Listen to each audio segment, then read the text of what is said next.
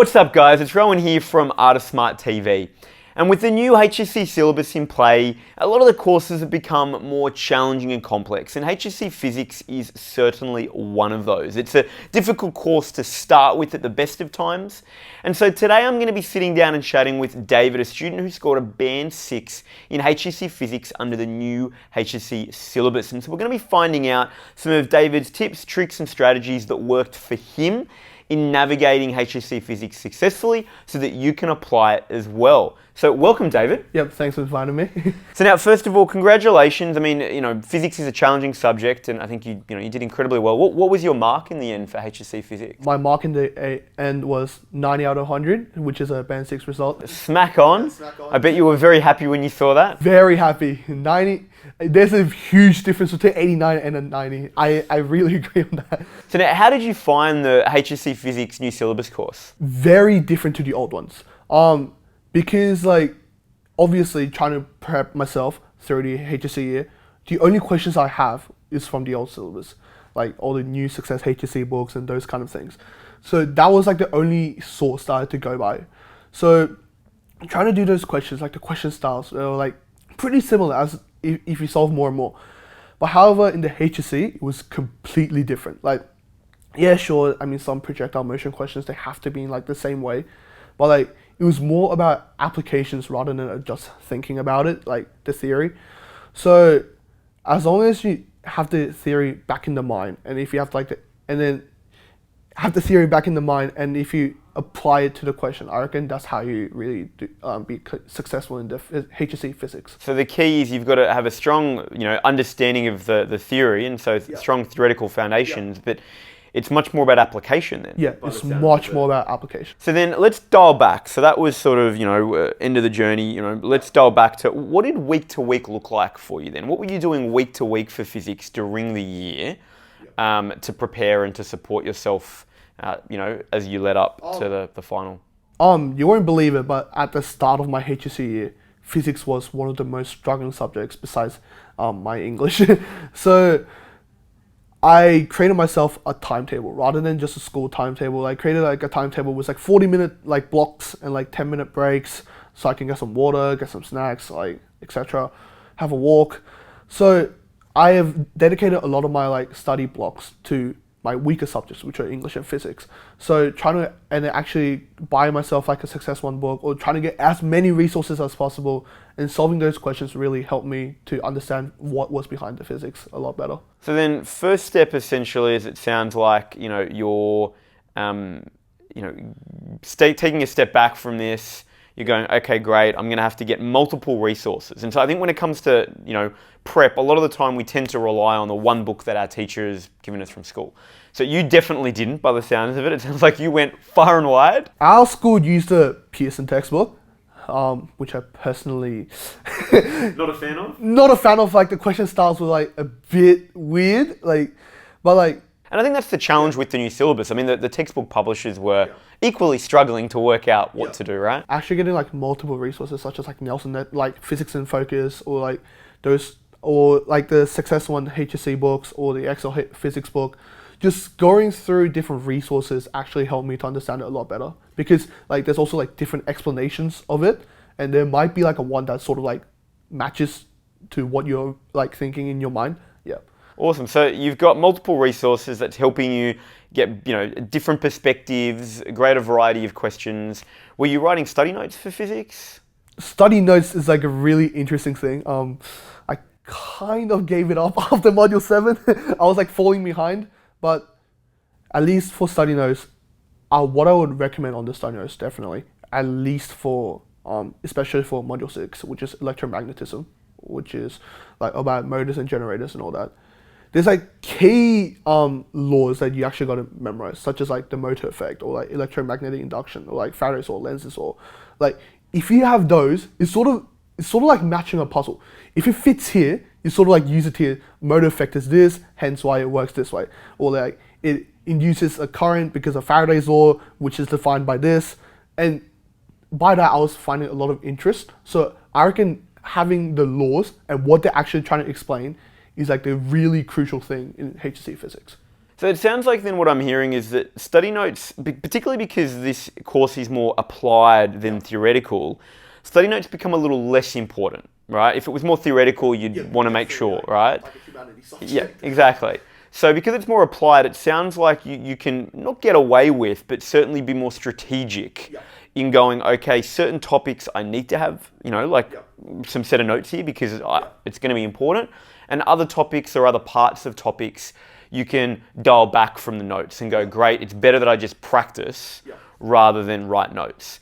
So I guess I just want to be clear, it's not that don't be lazy and don't write notes at all. It's be strategic about when you do write them versus when you don't, essentially. Older people are different, I guess. My way might not work for everyone. Just memorizing those laws and trying to matching a puzzle sort of thing. But yes, if you want to write a full explanations, go for it.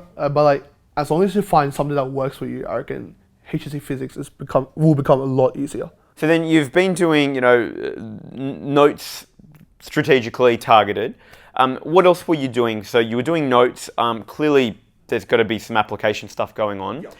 Week to week, what else were you doing to study for physics? I guess it was just doing the actual questions because you don't know until you write the response. And especially for physics, it's not like an essay where you have to write 6 pages of so it's really even the math questions that's involved, e.g. projectile motion or circular motion, those kind of things. You would just tackle them out, see where you went right or where you went wrong, or even the qualitative answers, which is actual short answers. You would go to the marking criteria and just look at what they're actually specifically targeting for. So as long as you go to those points, you can sort of give yourself an estimate. So you were self-marking essentially. You were doing practice questions and then marking yourself to go, hey, would I get the marks here? And then progressively work to try to get full marks, basically. So you're doing these, how many were you doing questions every week?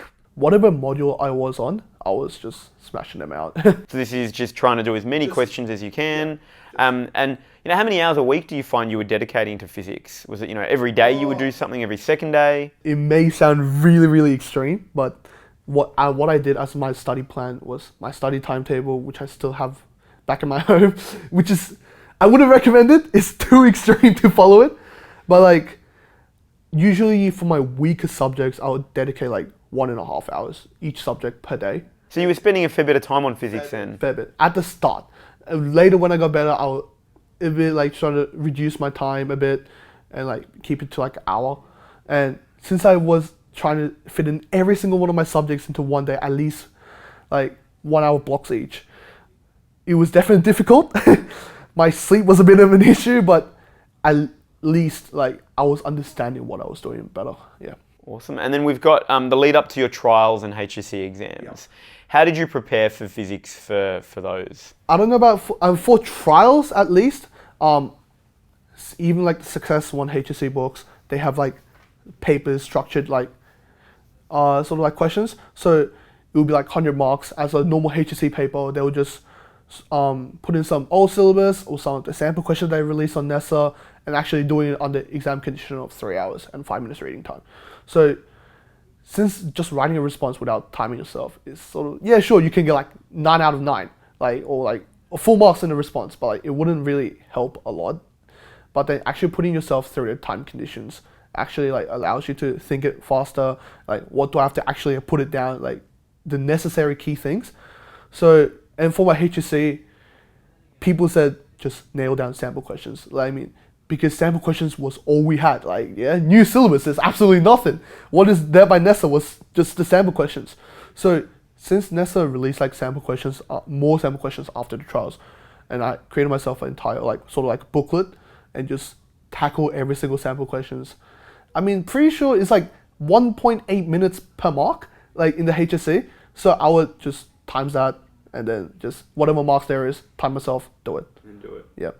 Awesome. And so there was 90 pages or something of sample questions essentially, wasn't there? Yeah.